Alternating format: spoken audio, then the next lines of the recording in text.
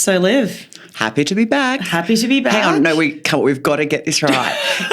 This time I'll go first. It's Liv. And Leonie, welcome to the show. So, do I look older and wiser because I've just had a birthday, as you know? And always an extravagant event. It is the best thing about your birthday. I say it every year. In fact, I feel like it was your birthday literally like a month ago. And we had a great party and we spoke about it on the pod. Here we are again a year later. Yes. My goodness. I know. Always a good time. Oh, so fun. And, and to those of you who were listening a year ago, you probably know that I do love to bring everyone in my life together in the one room, and it's an excuse for everyone to just have a really great time without children. And in classic Parenthood form, I tell people 3 months in advance so they can book their babysitters in, and we have a day buzz on. I'm all about the day buzz. You have to be home in bed, and thankfully we were at a very reasonable time because, as we say, nothing good happens after 2. Yes, well, even I'm starting to push that forward. Maybe it's after 12 now. 9? I was literally going to go as far as 9 o'clock. 8:45. We have such grandparents these days. But if you get your buzz on at 2, 8 o'clock, that's a good session. And you don't lose the next day. Get on with life. Very sensible. Who are we? Oh, I know. It's like our parents. Mum is going to be so proud. Mum, I know. Look how far I've come. We're learning with age. I have to say, no, it was really fun. And look, the venue was amazing. We were at Young's wine room, which was a really beautiful. I think I'm really into wine bars at the moment. We have been for a while. Do love a wine bar. Last year was at a wine bar. We don't need a nightclub or a podium anymore. We're a lot more refined. It goes back to my resolutions at the start, good wine. Good wine. I think I said something else, but Mum's listening and I won't say those words again. Sorry, Mum. Sorry, the hangover may have been had. But yes, good wine, nice food, canapes, and we're all standing around. Like, it's just, that is the vibe. Or everyone get dressed up, because that's also a thing. I'm like, dressed to impress. And I have to give a shout out to Glam Corner, because I was so fortunate. Like, I was kind of like, who has the money or time to go off and buy a $500 dress for your birthday? Like, that's me, maybe not 500 in my 20s, but you'd get a bit extravagant. Well, in you your look 20s. like a hottie. So is that where you got it, Glam Corner? I didn't realise that you'd done that. A rental. I'm all about renting, because I'm not that cool sustainable anymore. too. Look at you. But also I'm not that cool. I don't go out that much anymore. So why would you invest in this outfit that you're going to wear like 3 times a year? If only we had done this for all of the weddings that we went to. The amount of dresses, I just went through my wardrobe and through a whole heap that I'd only worn once or twice, maybe, to a wedding. Yes. And I think it's also like Melbourne nightlife. Like, when we do go out, I remember living in Sydney, going out in Double Bay, you get all dressed up, everyone's in there like short little dresses, and you're utilising your dresses. Here in Melbourne, it's like the pants, top, skirt maybe. No one's getting all ritzy-ditzy. I am digging the long maxi skirts at the moment. It's very much my vibe. Yeah, I know, totally down for it. And what I love about things like staples like that is that you can then utilise them throughout your day. Here we are, like selling the boys. Gee, we've turned into a fashion podcast. Parenthood, what? We're fashionistas now. Oh, my goodness. So another thing that's happened more recently as well is that, I don't know if I told you, but I spoke at Lauriston Mother's Day a few weeks back, which was really cool. And today's topic will be all about high school and our reunion. And it was funny because I bring this up because I was invited by some girls that we went to school with, and to essentially speak to the mums about a lot of the ins and outs, I guess, of the key themes that we tend to be seeing in parenting, from like the mental load and how we're dealing with inequality in our relationships and things like that. And if we're feeling resentful, how does, why, and then how can we combat it, right through to lack of affection in relationships. And again, what are the small things we can do and little takeaways that people can do straight away to sort of help with that? I mean, kitchen cuddles and all of that stuff. You are the guru. Relationship parenting guru. So I'm just here for special comments. After 130 plus episodes, I'm kind of like, oh, wow, we do know some things. Yeah. Who would have thought? So, no, it was really fun. But let's talk about, this is the hot topic everyone listening today. We are reflecting on high school because can you believe it's been 20 years, Liv, since we graduated? I honestly feel like we left school yesterday. I do. 20 years is such a long time. 20 years. That's how old are we? A lifetime. Oh, my God. I actually have lost track of how old I am. Yeah, I think it's a thing as you get older. We're 7s now. Remember, you said you weren't feeling that good about the 7, the odd numbers. Well, I think that's why I actually said to someone the other day they was 38, I think, because I'm in such a rush to get through 37, which this year is just flying by. I can't believe that. We're in like June already at this point, honestly, halfway. The cold weather's here again and off we go. Honestly. But anyway, 20 years, crazy. Can you believe it? And so I want to know, first up, did you envision yourself when you were that little 18-year-old, where you are at your life now at your 20-year and reunion? What do you reckon? I think I probably thought that I'd have my shit together, and I can confirm I absolutely still do not. Oh, come on. You so do. I don't know. I'd have to really think about that. I mean, broadly, I think I always wanted to be a mother. Yeah. It took me a little bit of time to work out what I wanted to do leaving school. I left school. I did a very general degree because I had no idea what I wanted to do. So I probably didn't quite forecast that I would be where I am now. Yeah. But for those listening, Liv works in HR at a law firm. I do. I'm about to clock over 10 years at this law firm. Yeah. Which, I'm really proud of. It's been a really, good time. Yeah, Liv is very humble, but she actually runs the HR department. So you are HR girlfriend. I lead an exceptional team. Yeah, there it is. Yeah, it's very fortunate. And important to mention because it's one of those ones where, upon reflecting on where we thought we were going to be, that is an incredible success and milestone in your life. It's actually just at the firm, 10 years, what's happened? Bought a house, got engaged, got married, had a couple of kids. It's been really formative years. Yeah. 10 of the 20 years since school. There you go. Yeah. But I don't know. It's a funny thing to really think about. It is, what are your reflections? I mean, look, I don't think I had any idea about what I would work in either. I think you studied arts originally, didn't you? Yeah, and I did commerce, nice and broad brush to kind of just see what was up. Yeah. I did information systems as well because I thought that was going to be like a thing. So I was although I hated it, and I feel like through uni I used to get I mean, it's an absolute thing. It just looks very different now. For me, holy moly! The coding subjects were coding's gone. Now we just have machine learning and AI, and there's just machines that do all of that for us. Right, but I don't think I sort of thought about that the context of career, but I certainly had. I thought.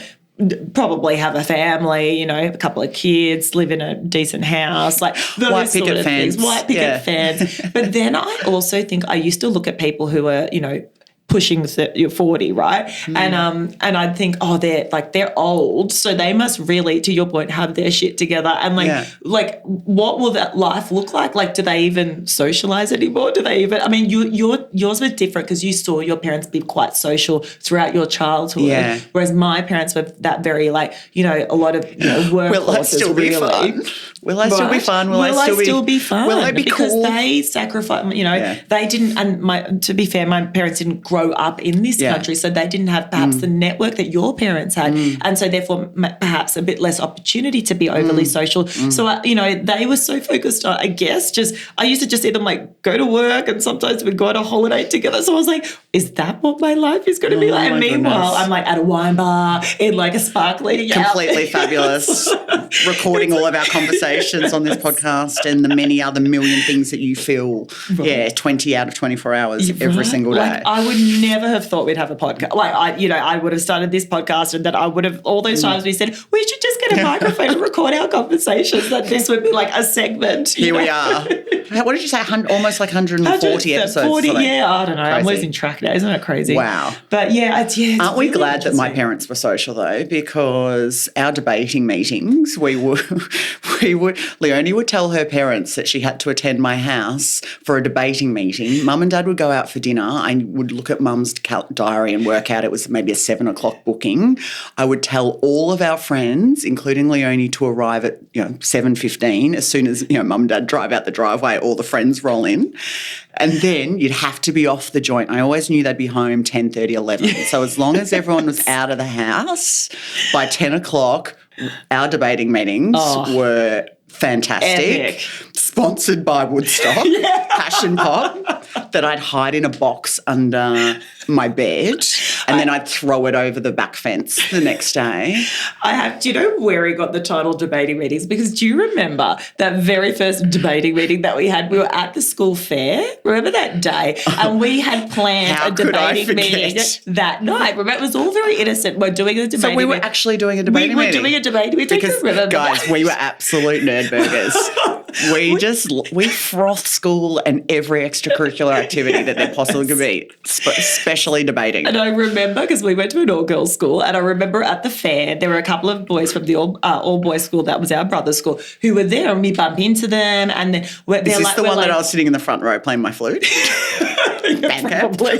You just come on stage and you were like, what are you doing now? I'm like, the boys are here. And then I remember we had this discussion, what are you doing tonight? Oh, nothing. We're all at Liv's for a debating meeting. What are you doing tonight? And then it's like, Liv's like, why don't you just come past if you want? I mean, we can just all hang out if you want. We're just going to be doing debating. And then it became, and so then we blamed sure the boys for bringing that alcohol. Came with the Woodstocks. See, Mum, it wasn't me.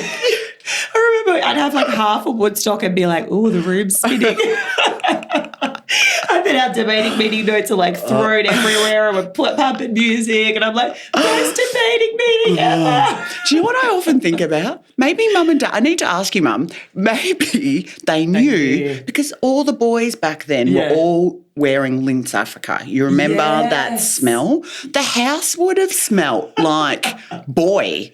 I reckon. Anyway, it just blows my mind. If my kids ever pull that, I'm going to be so onto them. We know every trick in the book. Well, we've been around the block and back. But yeah, so I guess let's tell the people a little bit about our high school personality. So I'm going to describe you and then you can describe me. I'm putting you on the spot here. Okay. So I remember you the first time I didn't really pay much attention to you in year 7, I feel. I knew you were around, but whatever. And you then missed out, year mate. 8, I know, I totally missed out. By year 8, I was like, who's that really tall girl that's as tall as me? Sort of thing. And I was like, oh, the blonde tall one that's all sporty and doing all the things and so committed to her flute. And I was like, she's all right. Like, you know. Oh, my gosh. And then so I reckon, so you, if I had to sort of paint your personality, you were very much that you'd throw yourself into all the extracurriculars. I don't ever remember you being that kind of like, I mean, I was quite that anxious, like I have to get A+. I remember you being like, school's important, but I also do all these other things. I'm sporty. I do, my flute, I do music, you probably did choir, mate. Like, let's be real. Yeah. Were you like the lead choir person? I was a chorister. Thank you very much. And then, then we found boys. And so then all of a sudden we had that edgy twist. And I think we probably bonded over the fact that we were like these rebellious girls who like loved to hang out with the boys.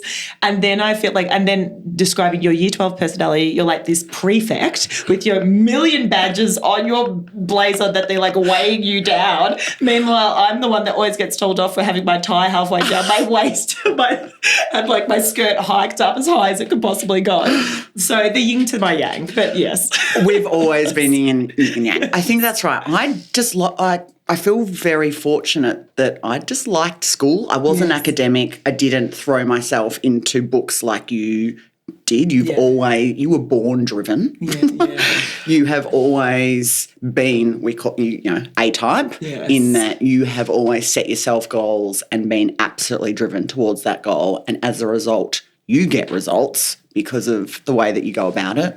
But I don't know, we have ours, like people can hear our chemistry. I think that, we just connected over a zest for life and having a bit of fun, but also applying ourselves and probably similar values. And we had a good time. We had the best time. I feel like, from when we found those boys and you had those dinner parties, that, the debating meetings when they kicked off because your parents had dinner parties, that was a time. We were definitely a little boy crazy. It's definitely a life regret that I had. I did say to one of the boys, I feel like I was really boy crazy. And their response was, you think? So like they all knew how freaking crazy we were. How embarrassing. Remember we had like MSN Messenger and I remember sometimes, so you'd be messaging the boys and, we'll all be messaging after school on the computers. And you remember you had the internet plugged in so you couldn't have the phone going at the same time. It was a whole thing. And then I remember I used to print off some conversations that I thought were a bit saucy. I used to be like, and you'll never guess what he said. Let me just pull out my Bible of All of my conversations from last night. Okay, do you know what? I actually think that I've got some of these still. Oh my gosh, I have a box of things from high school that I collected that's in my roof, and you used to write me letters all the time. We need to find some of these. We need to find some of these letters. Well. I also wrote a diary every single day of year 12. We should probably find that and read that on the pod too. Oh my Maybe I should just burn it because there'd be some things in there that I don't want to see the light of day. Yes. But yeah, what a time. What a time. And you know what? Reflecting on the reunion, and it was so bizarre being back at school. Our reunion was super cool, everyone. We were at the school in like one of the spaces there. Got to see all the beautiful new spaces that our parents' money paid for. Yes. I mean, 20 years is a long time, but wow. Yeah, had some tea and biscuits, and then we all went off to a bar nearby. But I have to say that it was actually really lovely connecting with a lot of the other girls there that even sometimes I wouldn't have necessarily gone out of my way to talk to on a day-to-day at school. And now we've just got this commonality with life has kicked on. A lot of us are mums, and there's so many synergies in our journeys that it was really nice to kind of have those conversations. Yeah. A shared experience is probably how I felt walking away from it, to your point, just around that commonality and that link that we, shared something very special together over a number of years at school. And I think that's not everyone's experience at a school. No. I think we were really, really lucky to have that. Yes. And we had a relatively small cohort of girls. Yeah. Yeah. And for the most part, for everyone to feel really comfortable and safe about coming back to school because our experience wasn't, not everyone had a positive experience like us. Yeah. But, it's really nice to just, reminisce and, talk about some of the crazy stuff we used to do, like swinging across the monkey bar, like the frame in the year 9 Yes. Gosh. Up on the rafters. What do we used to do? Scruffer? Yeah, oh my gosh. Remember Scruffer? Right. And we'd pull each other off. Is it Gladiators or whatever that show used to be? We're trying to mimic that and hanging off the rafters on the roof and trying to do that. And then swinging across it like Tarzan and then wrapping our legs around the other person. Oh my goodness. Wow. We were well, that wasn't really us. Yes, but they were wild times. Seriously. And I think, we were quite fortunate as well, because I think the biggest challenge we have as parents now is technology with our children. Imagine, Liv, if we'd had Instagram. I mean, look, to be fair, I've got a lot of friends who have older children and they limit the access to something like Instagram till the higher years of high school because it's so problematic. What do you think our parents would be like managing us today? Ooh. So context, we've spoken about on the pod before. Our parents set very clear parameters around behaviour that we felt suffocated us at times, but only because they had our best interests at heart, and we were probably parent in a similar way. Yes. But imagine our parents really trying to manage our phone usage. I just take my hat off. Well, we're about to learn that we're about to go through this, but I often think, God, how would mum and dad have managed that? I'm very happy that video cameras, security cameras weren't a thing back then, because our debating meeting would have been recorded. Mum and Dad have surveillance all around their house now. What they would have seen, hilarious. So we've got through that okay, but that's going to go in our favour. Yes. It's so interesting, isn't it? And I think around that, what I'll really encourage my boys to do is to, I want to try and throw them in as many activities and have them find their passions in areas outside of just schoolwork, so that they feel as though they're invested in some other things, right? And because of that, hopefully it then minimises the opportunity that for them to be looking for trouble, I say in talking marks. But, we look at us. We were busy kids and we still, you always find it. You find trouble. If you want to find trouble, you'll find trouble. Find it. But it's how do you sort of go about it? I want to ask another question. We were talking earlier about academics. Now, there was a huge focus for me to excel and to get the score, because that is all my parents really cared about, because, migrant parents, education was everything. We're blessed to be in this country and education is what got us here, right? Understandably. But I had held such high anxiety throughout my life because it was I have to excel at absolutely everything. So I'd love your thought. And I guess from your perspective, what was your parents' take on the academics front? It was definitely important. Yep. And I was definitely encouraged to work hard and study hard. Yes. And they wanted me to do well. And similarly, huge investment in our education, not a cheap exercise to send us to the schools that we got sent to. Yeah. So there was an expectation that, I would contribute and I would do my very best. Yes. I think that was probably the expectation. Yes. I think I did my very best is probably my reflection on how I applied myself in year 12. I didn't get the score that I hoped to get, and I can still feel that pit in my stomach that morning when I saw my number, and it wasn't the number that I needed, I don't think. Yeah. And it was definitely a lot lower than how I thought I had applied myself. Yeah.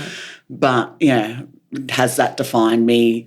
Have any of our schools defined us? Absolutely not. No. And, Mum and Dad definitely, I felt supported through that. I never got a sense that they were disappointed in me. Yes. And you just find a different pathway. Yeah. So I remember that there was, and particularly the school that we went to, we were at a private school. There was a huge amount of focus on, academics and really, how many people got over 90. There was a lot of commentary around that. So I think implicitly there was, the expectation had been set that you want to try to excel as much as you can. I guess for me, I just felt potentially a little bit suffocated by that expectation. I did, reasonably okay. I got into the uni that I wanted to get into, but I never got rid of that anxiety that sometimes chases me with everything I do now. So it's kind of like and I guess the next side of that is, okay, so now we're parents, we're looking, we've got investments in our children's education, regardless of the type of school that they're going to or whatever. We are invested and we want them to excel at whatever that looks like. So, but, what will you do differently, or what will you do the same when it comes to getting them motivated academically? I think, number one, I just want them to be happy and choose the right pathway for them. Yeah. To your point around school, I think, I feel like I was pushed into subjects that probably weren't best suited for me. If I had my time again, the 6 subjects that I did wouldn't be the ones I would choose today. The subject that I did the best in, surprise, surprise, everyone, was drama. Because I was passionate about it and I loved it. And probably because it wasn't overly academic, but I could be myself. Yes. I think that's something that I will be really alert to make sure that they are having a real say and have their voice in what it is that they want to do. Yes. Whether that's academically, whether it's choosing a trade and leaving school in year 10, whatever their pathway is, I just want it to be the one that they feel supported in, I guess. I 100% agree, because I did things like specialist maths. Like, why did I do that? Like, that was a mess. And talking about piquing my anxieties, like, I should not have been in that room. But because they were like, the school was like, you can do it. And then my parents were like, you should do it. And and I was like, okay, like I'm pleasing everyone. Okay, sure. But then I'm so stressed. So, I agree. I think being really mindful of the strengths that our children, and their passions, because to your point, the passion will produce results. It's a lot just around good habits that you form through school. My expectation of the kids will be the same that my parents had of me. Work hard, apply yourself, have balance in everything that you do. Do your academic work, but obviously, contribute to the community, the school community, the broader community, and have fun. Yeah. And I think this is where my mum was really great, because she would balance out. My dad was so heavily focused on academics. Mum was like, great, important, but yes, I'm driving you to Liv's house to do a debating meeting. Oh, yes, I'll drive you to that 18-year-old birthday party, and yes, I know you're going to have fun. And I'm not going to make you feel bad about that. So she had a really nice, and I'd love to mirror that. They are the best years of our lives. Best. Like, I remember rocking up to this particular birthday, one of the boys at the boys' school, and I was in one of our friends' sisters had her P plate, so she picks me up. We're pumping the music, we're driving through the first taste of independence and finding out who you are. They are so fun. So we just got to make sure that they do all the things. Yes, agree. And come home a bit hungover one day. And I'll drive around the corners like my dad. He used to throw the car just so I would start to feel super queasy on the way home. That was just his way of being like, I know. He never said, I think you've had too much to drink or you've had 2 cruises or whatever it might be. It was just that knowing throw the car. The knowing swerve. Oh, gosh. Too funny. When's the next major reunion? Is it like 40 years or 30 years? I think they're typically every 5. Okay. So what do you think then? So we're, 5 years is hard, isn't it? Because that's coming up. Let's go 10 years. Where do you reckon you'll be? What do you reckon you'll be doing? I'll probably still be at McPherson Kelly, to be honest. I think our problems or our challenges will be slightly different in terms of our kids. We'll have 15-year-olds. But what am I? My goodness. Yeah. Oh, my goodness. Oh, buckle on. I wonder if we're going to be doing the pod in 10 years' time. Probably. Let us know. Let us know. What do I think? I just hope that, I feel happy and calm in 10 years' time. Yes. Would like to know that I can put moments of, that we're not too stressed, hustling all the time. I mean, I often feel like our 30s and maybe into 40s, I've always felt like I'm working to really build, a sustainable point in my life where at some point I can be taking a little bit more time off and I can be kind of, not having to hustle as hard. Grind. Less grinding, hopefully. Grinding, more inner peace, maybe some wellness retreats scattered in there throughout, the year as well. Well, let's just make it a goal and it will happen. Yes, absolutely. Well, we'll leave it there, Liv. We'll catch you next time. See you later.